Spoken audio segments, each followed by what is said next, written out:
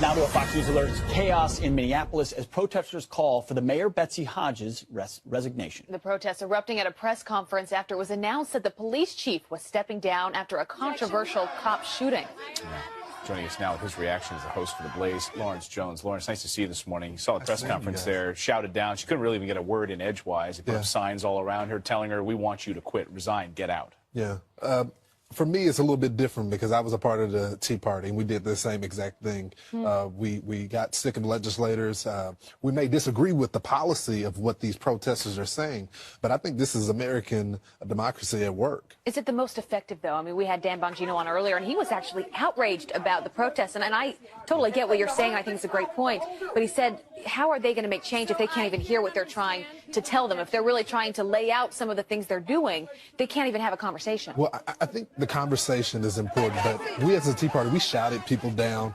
We went and protested. We took over their city halls. I think the difference from this protesters is a lot of these protesters in these cities, they don't follow up and vote.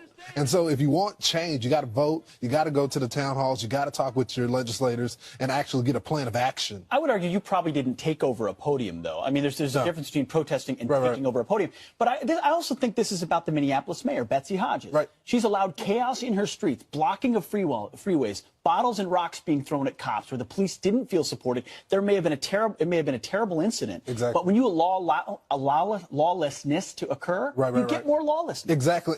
And you know what?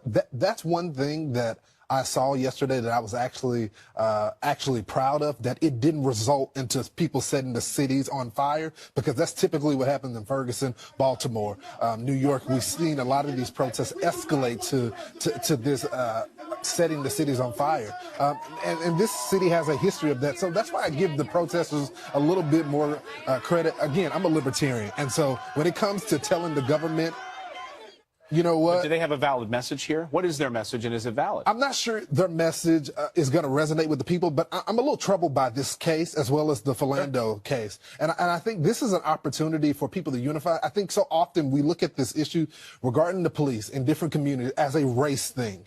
I think it's a government intrusion thing, a government not doing the right thing by its people. I think you can support the blue, back the blue, but make sure the blue is backing the law. Lawrence, it's such a good point, though, you make. I mean, you could live in Russia, you could live in China. You won't have that. Exactly. You know, I think you've been on the other side of making other arguments, but it's a good I just point know people wanted to shut us down in the Tea Party. They accused us of being racist and anti-government, and they really tried to silence us. And I like to be balanced when it comes to the left, because I don't want them doing that to me. Sure, fair enough. But you weren't throwing bottles or punching people. No, if you don't enforce the rule of law, then you let more things happen. That's right. So, Lawrence, thanks so much. I appreciate it.